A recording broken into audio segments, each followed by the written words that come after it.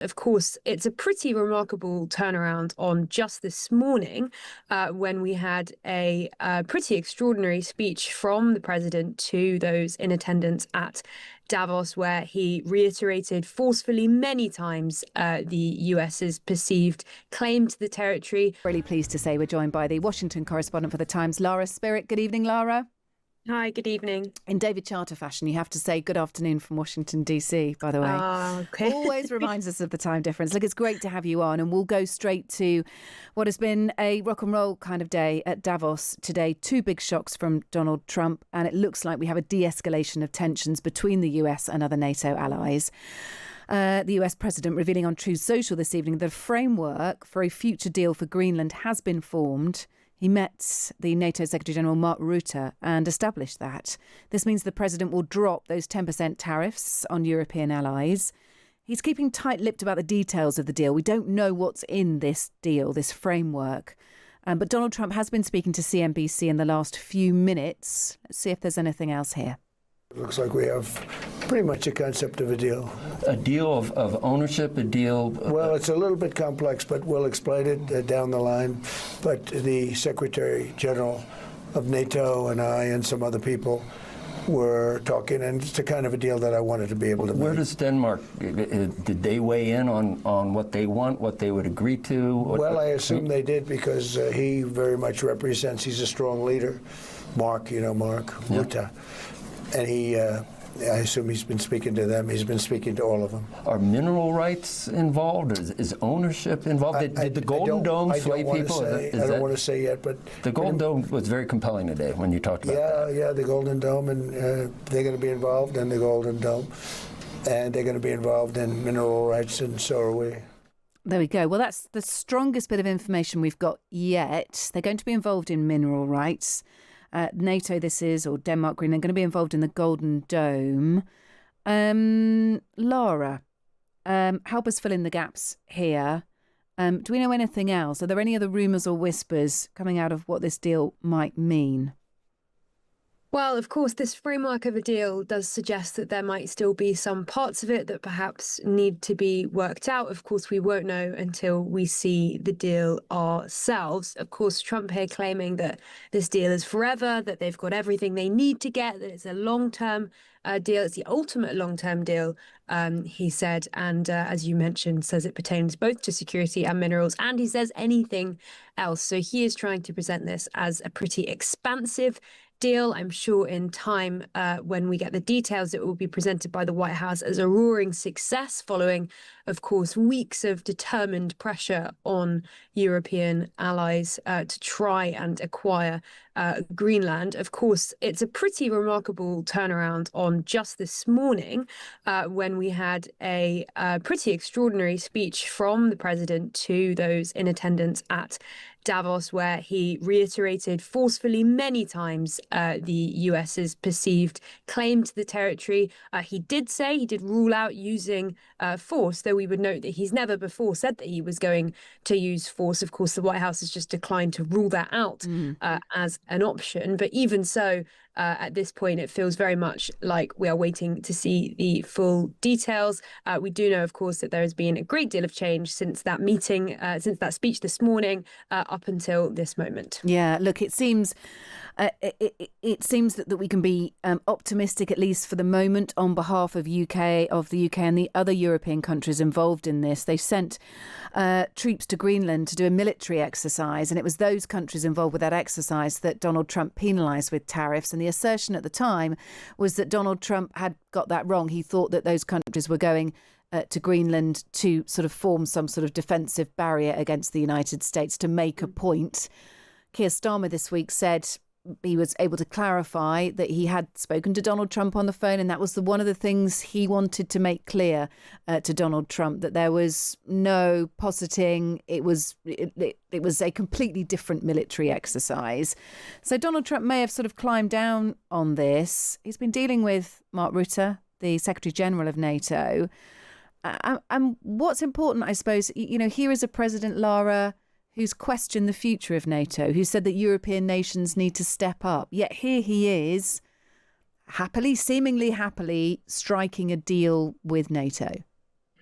I mean, I guess we'll just have to see. So we know from the Truth Social post from Trump that, there will be negotiations that happen now. He name-checked Marco Rubio, the Secretary of State, and J.D. Vance, the Vice President, as among those who'll be responsible for those negotiations. Of course, the implication being that the finer print of this is far from decided. And although there has been an agreement to not impose those tariffs scheduled to go into force from the beginning of February, there does still seem to be overarching questions about exactly what any kind of agreement would look like. It's notable, as you say, that Mark Rutte, the NATO Secretary General, was the one who was in discussions with Trump earlier and got this, perceived result because, of course, he is the one who previously called Trump daddy. He's the one who Trump, leaked the private texts in which Rutte was very supportive of him.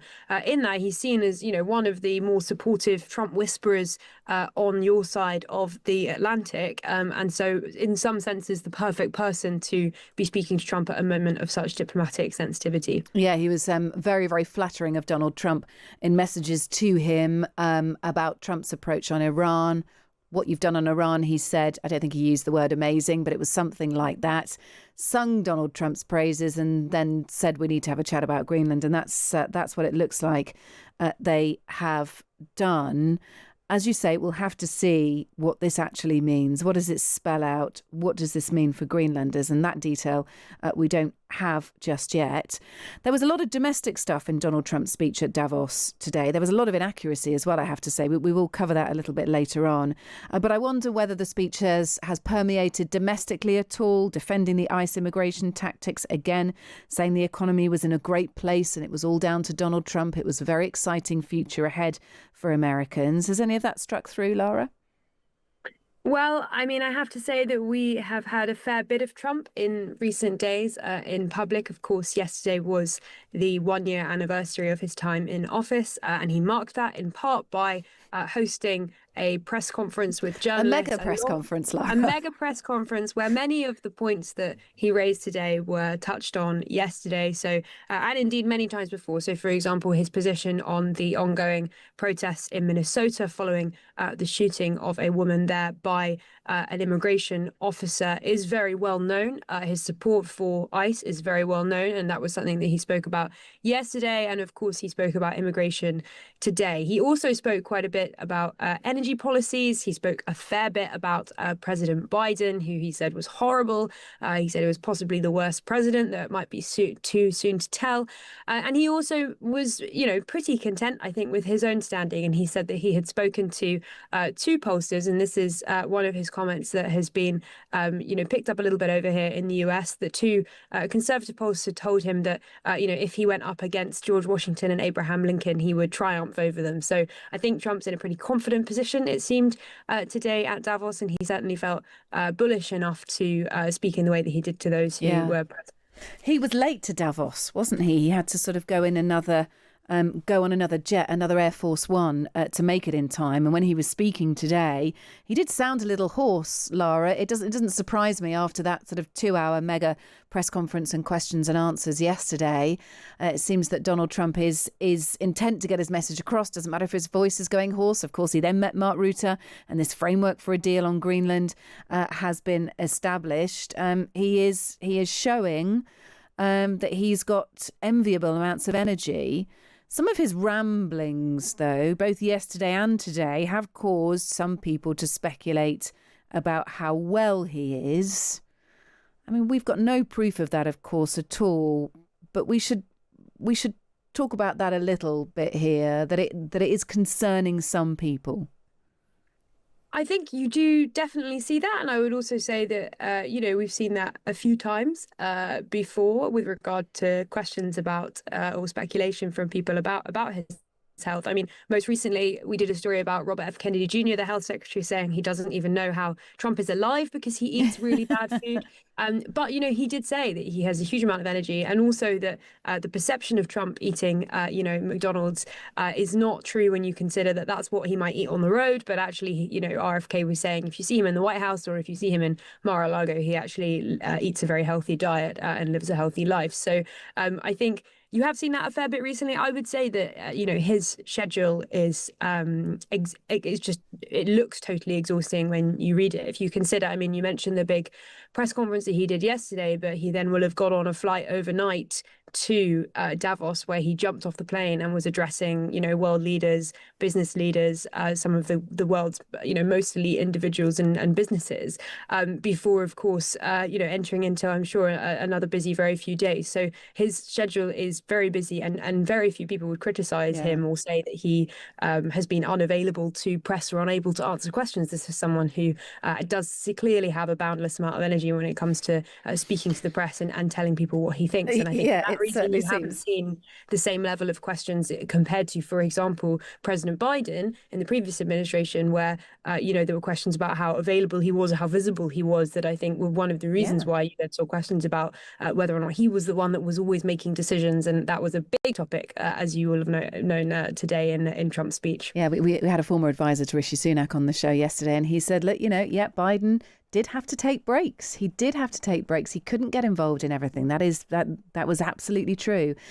Tomorrow at Davos, what was meant to happen was it was meant to be a domestic focus from Trump today and foreign policy tomorrow. We had the foreign policy today. I don't know what else is to come tomorrow. Do you have any hint, Lara? We know he's due to meet President Zelensky, isn't he?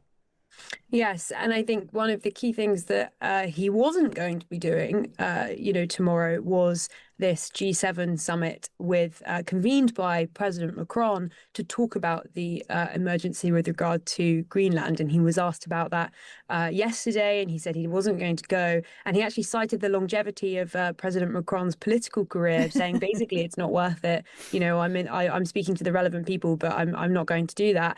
The extent to which that will be affected by the announcement of a framework deal, I think, will be very interesting. I'm sure Greenland will still hang over that second day, regardless of that intervention on Truth Social from Trump. But clearly, Ukraine still in a massively critical position, and something that we haven't spoken about as much recently, given those loud Greenland threats and the panic that has coursed through European allies in recent days. But one of the big things that they are still worried about, of course, is support for Ukraine, is making sure that any ceasefire deal that could be agreed is fair, and making sure that Zelensky has the support that he needs in those discussions. So you will see that, I'm sure, as you suggest, rise to the top of the news agenda very soon. Yeah, look, hopefully more detail possibly on that Greenland deal tomorrow. Lara, it's been great to speak to you. Thank you for joining us. We really appreciate it. Lara Spirit there, Washington correspondent for The Times. And you can find Lara's work online at thetimes.com and, of course, in the paper, and daily coverage from our brilliant team in the US in the paper every day and online at thetimes.com with a digital subscription.